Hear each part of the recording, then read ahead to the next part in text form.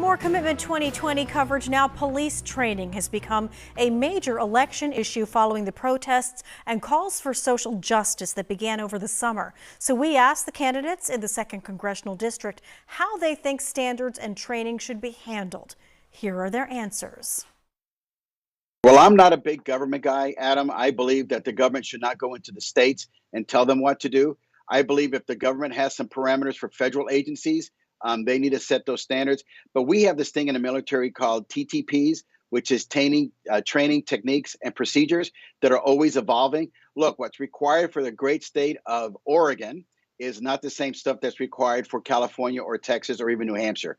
You know, we need to work hand in glove with federal agencies, but the states need to realize what's the best way to implement police practices, because every state is unique. And I believe the states have a responsibility not only to their citizens, but to their police agencies as well. Both at the state and the federal level, we can make a big difference in police training.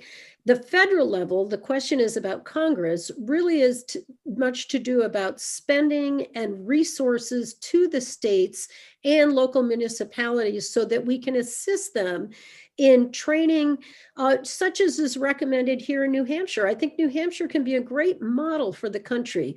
The governor appointed a commission. The commission met 26 times with 48 recommendations that were all unanimous and agreed upon by the governor. And they have to do with training in implicit bias, training in ethics, and training in de-escalation of conflict.